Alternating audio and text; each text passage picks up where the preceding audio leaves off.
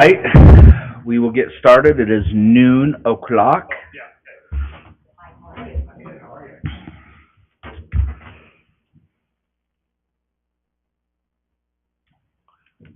Morning.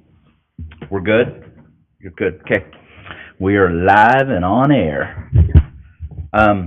Welcome everybody to the September Airport Commission meeting.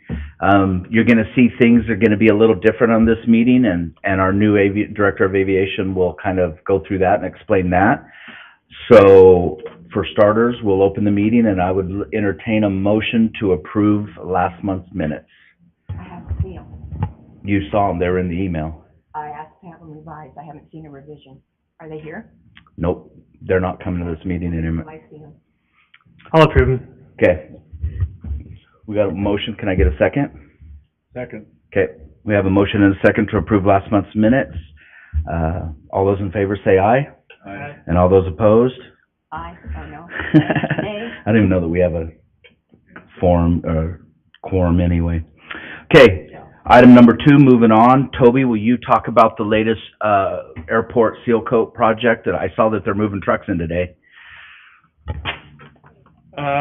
Yeah, good afternoon. Yes, they are moving trucks in today. So, unfortunately, they were held up, as the email said, by the hurricane, tropical storm, whatever you want to call it.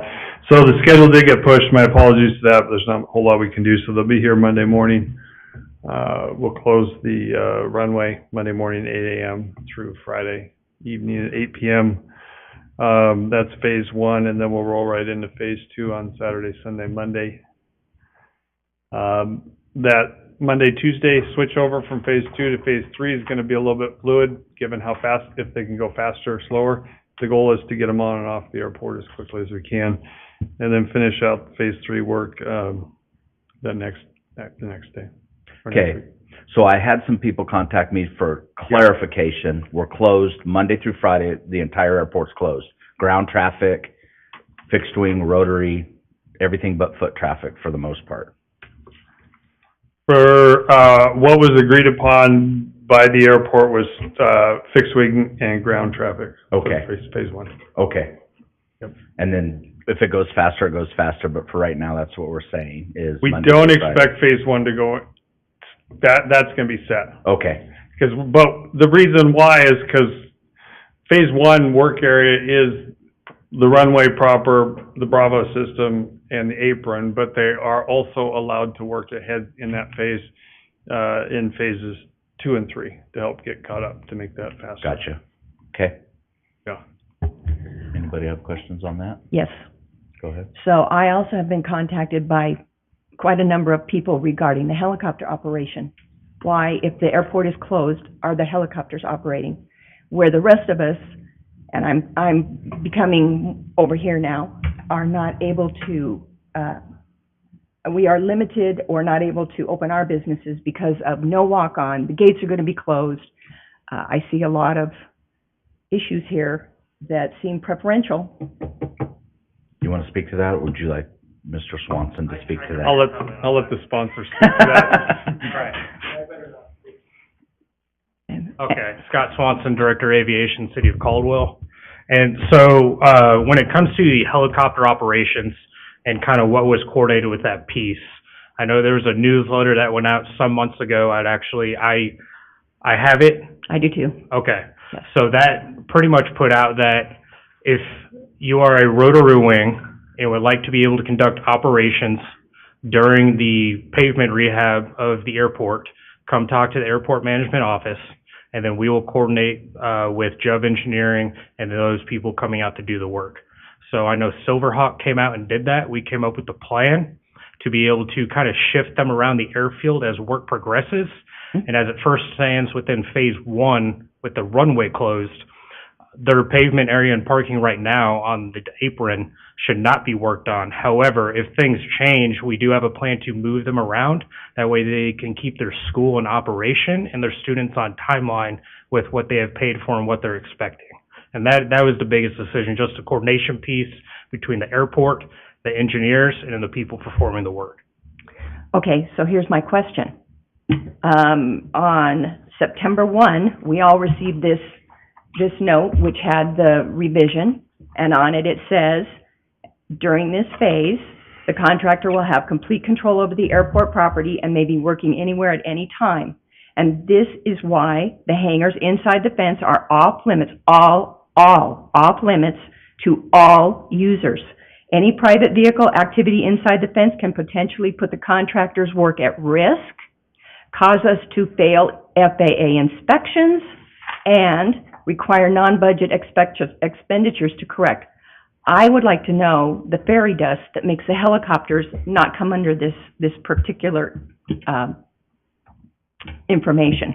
Under that particular provision? That's right. That letter Thank that you. went out? Yes. So, as it stands right now, they're able to get from road access into their hangar or into their building, wherever you want to call it. They'll be able to do all their table talk. This is also going to be dependent on contractor work on the airfield. But however, with the scheduling as it stands right now, their apron where their helicopters are parked initially are not going to be affected by the first work going on, because that is going to be the Bravo area and the main runway. And then whatever area pieces are involved in that as well. So with that not being worked on, they can get from that hangar right onto that GA apron that's not being worked on, pick up and depart the area without interference in the work. However, if there's at some point interference within the work, and this will be communication between myself, Rob, Toby, and the work crew on what they're doing, we will attack that plan as it happens with whatever contingency we need to come up with to keep them operational based on what students have paid and students' timelines for their training with Silverhawk Aviation. Well, Scott, I'm really glad that these students get to do what they need to do, but I have a business and I can't have anybody come in. I know mechanics there that are on the field that are not able to have business because, so what makes them preferential over my business, over someone else's business? And also, I've gotten comments from a lot of the pilots who were planning on working on their aircraft during this time that have not, now they can't get on the field because there's no walking. Well, if the apron's open, why can't they walk in? Why can't they walk in the man gate? Why can't they walk across the apron that's not being walked on? Why can't they walk down their taxi lanes and go to their hangars and work? Why are they being left out? And why are the gates being locked? So the gates being locked is to keep vehicle traffic off the airfield. Okay. That's going to be the biggest thing, because if you start dragging the components or the compound system that's being placed down onto the roads and everything else, that's going to do more cost to the city to remove that and fix that, and then also go back and fix what's already been put down. So we're going to incur costs if people are driving onto the, hangar areas and all that stuff. The term of preferential, I wouldn't want to go that way. So with the letter that was sent out saying, come talk to airport management if you have needs during this construction process, Silverhawk was the only entity that came and talked to the airport management staff. Well, it was only the helicopters that were offered that plan. I'd like to be offered a plan. So And I'm sure that Performance Air would like to be offered a plan. I'm sure that Flight Doctor would like to be offered a plan. How about Midfield Aviation? Have those people been offered a plan so that we can continue ours during this time? We went with the fact that you told us, or that we were told by the manager, that this was going to be closed. Now it's not closed. Now we have, and I'm not pointing at you, I'm sorry. Now we have Silverhawk operating when the rest of us can't. That's just, I don't understand where you're saying preferential. Well, yeah, it is preferential. in a sense, it could be, yes. However, I also view when the notices go out from whoever to come within the staff, as far as things going on in the airfield, and then also yourself being on the commission as well, like, I'm very big on open doors. And I would love people with issues to come talk to us to figure things out. You know, however the information was read, you know, I apologize. Maybe in the future we could have more communication on that piece before things go out and really, you know, solve what people's issues are going to be and how we're going to work around that to keep businesses functioning. Just monetary reasons, businesses need to make money, everybody has bills to pay. However, at the point when all the information was going out for closures, granted we did have some date changes in there, again, it goes back to just coming and talking to the staff. I understand what the email that went out said for informing users of the airfield, but I also feel at the same time with everybody, you know, being adults and just open to talk, can come talk to airport management staff or myself. We have Councilman Williams here. He's very open to talk to, and present the issue and then bring it, and then we can solve that internally and then figure out a plan of action on how to best meet everyone's needs. Or at the same time, when we have benefit enhancements like are going on right now, we're going to try to make everyone's needs. There are costs associated with that, and that's why what got put in place got put in place. Okay, I'll stop there. Okay. Is there anything? Do you have anything more, Toby? No, other than, if you do have any questions about what's going on out there, feel free to contact me or airport staff. Like I said, we're just trying to get this done and get out of your hair as quickly and as efficiently as we can. And just to note one more time, I'll just say it because I know I get the question. We are not doing Alpha and Charlie. One Alpha is too new, and Charlie is going to get rebuilt in a couple of years. So we haven't missed them. Just want to let you know. Okay. All right, thank you. Mr. Director of Aviation, you want to come back to the podium and? Yes, okay. All right. So I am going to start with just a couple of announcements, are pretty much what's going to be coming in the near future out at the airfield to begin with. But I think on top of that, first of all, just want to say, understand, I saw the email traffic about the minutes. Understand that some of the things that got left out, I've talked with Councilman Williams about this. That was my decision. So I told the person that published the minutes, I'm like, here's what you're putting into it, and we'll send it out as that. So that decision came from me. And then also on that, it kind of gets goofy within the minutes themselves and how the rules for the commission are codified within the code. It specifically states that recording of the minutes is the responsibility of the airport commission. Obviously, understand there are only 5 to 7 members on the commission at a time. However, the person that was doing those minutes, unless requested by said commission as a city employee, one, does not have to be here, and is also not responsible for recording the minutes unless specifically asked by the commission to record the minutes. So I was not here at times when any of those asks went out, but that's just what I read out of the code, and that's what I'm going to go by because that's what's there's the rules. Excuse me, Scott, may I just add as well, because it is recorded, there's no doubt what took place and what was said, and so we have a digital recording of that meeting. Okay. All right. So coming up, one big thing. So October 3rd, there's going to be an open hearing. So this is going to result in some fee changes on the airfield. So with this, what we're looking at, because a lot of the fees set for FY24 right now are cents that are ending in 3 digits. When you're trying to use a 3-digit cent system within like financial budgeting systems, it doesn't work because it's not a quantifiable monetary value. So those are either getting rounded up or down by the half cent, so we can get a 2-digit price on that cent piece, so it makes sense into our system for our finance director to better work with, and then we can future plan off of those rates. What time will that hearing be? I believe that is the city council meeting. Oh, okay. Yeah, so the city council meeting typically starts at 6 p.m., but where it's at on the agenda, I can't even begin to tell you. We went till midnight Yes, you last did. Tuesday. Yeah. So, yeah, it'll be sometime on that agenda. So, all right. So the other fee that's getting involved with this fee as well is I've talked with Midfield Aviation and Silverhawk Aviation is we're going to go back, essentially this is 20 years now since it's been in place, to a fuel flowage fee of 4 cents per gallon on the fuel distribution. So I understand the last time this was in place was in 2003 when Silverhawk was still pumping fuel from the underground tanks that the city owned. However, in that verbiage on how it was written, there was only a fuel flowage fee applied to any fuel that was stored in a facility owned by the city of Caldwell. So we are going to move back to just a standard fuel flowage fee for current suppliers and then any future suppliers we may have. All right, and the next thing. So I also want everybody to know, so based off the airport layout plan from the 2020 master plan, all the land outside of what Hinkle owns is essentially designated as non-aeronautical revenue generating.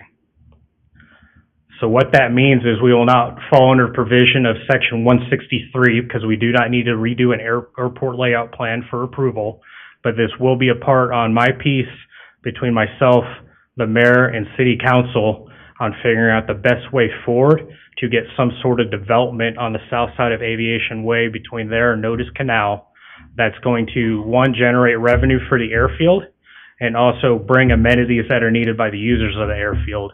So we can, just increase the look and the use of the airfield itself for the best of not only the customer, the users, but the city of Caldwell as well. And also with that, the timeline on that right now is unknown. So, but I would expect probably a firm decision probably going into next year on that.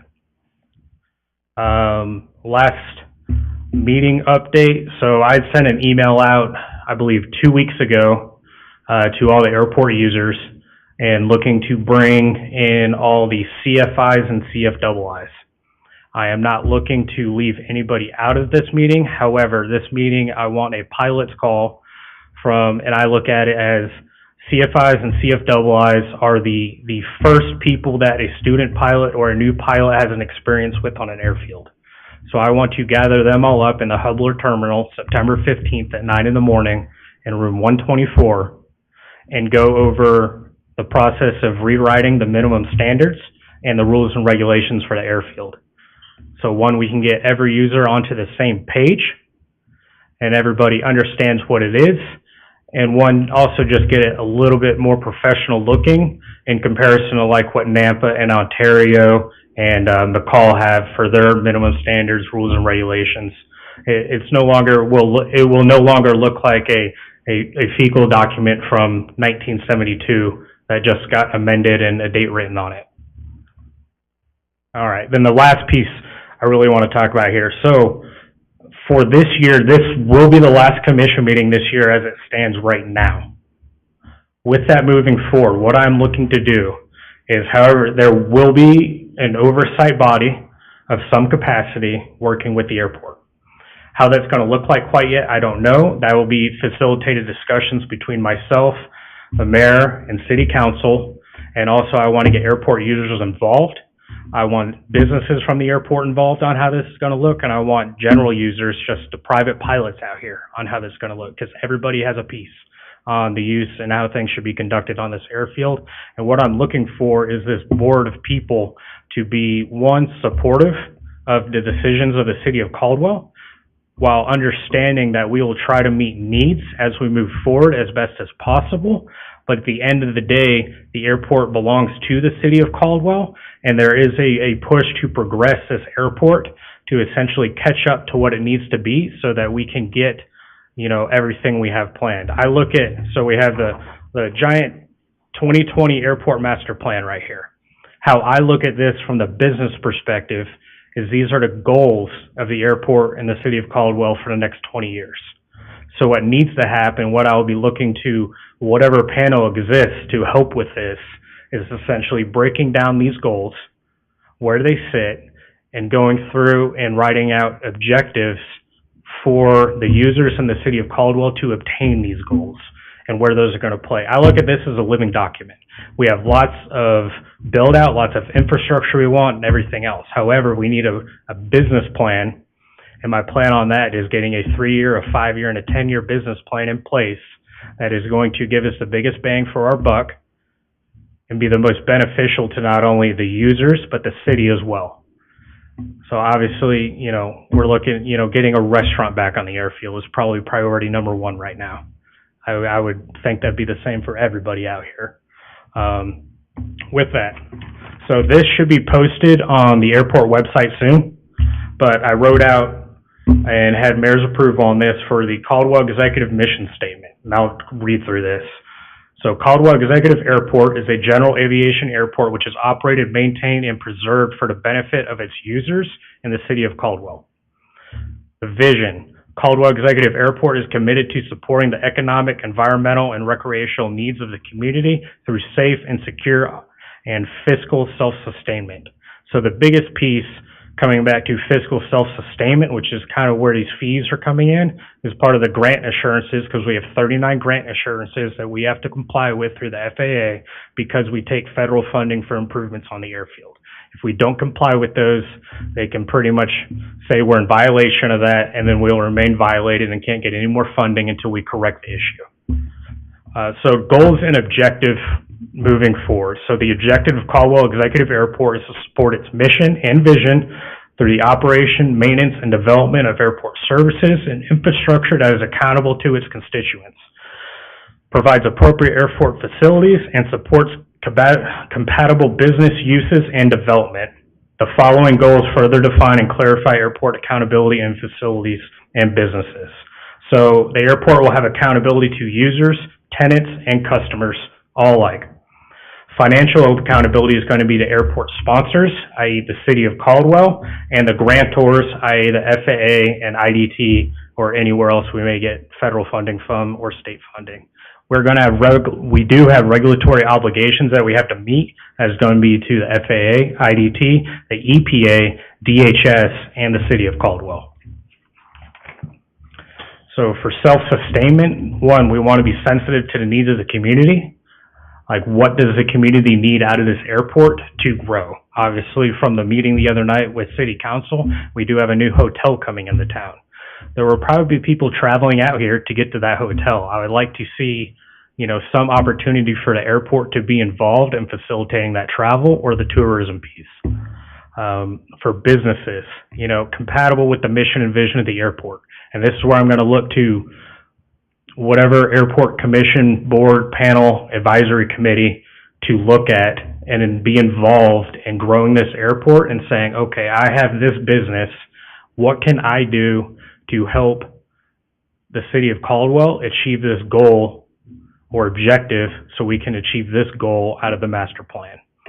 Everybody talks about the tower coming in and what that's going to affect. I look at it as a pilot. If I have a tower come in, I should be happy about it. It's not, shouldn't look at it as, I have one more person to talk to.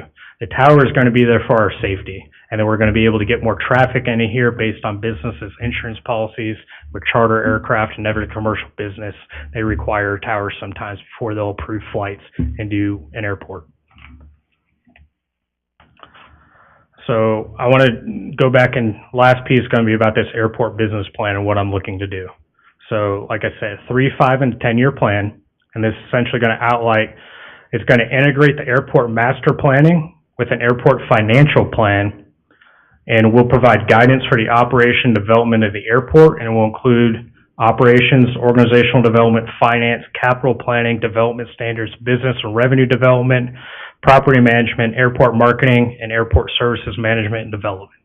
That's essentially what I'm looking to get in place, and then we can start looking at moving forward and like what we're going to do with the next AIP grant that comes in. I got it. We have the master plan and how that's laid out. However, living document, and if as a city, communication with users and tenants here, we decide, hey, I think this will bring more bang for the buck right now, and this will enhance this and this and this. And we can look at it that way and start adjusting, working with Jubb Engineering and their relationship with the FAA and move forward that way. I have no further comments right now. I am absolutely available after this meeting for any questions that may pop up or questions for the panel right now. Questions? Thank you, Scott. Thank you. Well, I guess on that note, this meeting is now adjourned. Thanks, everyone.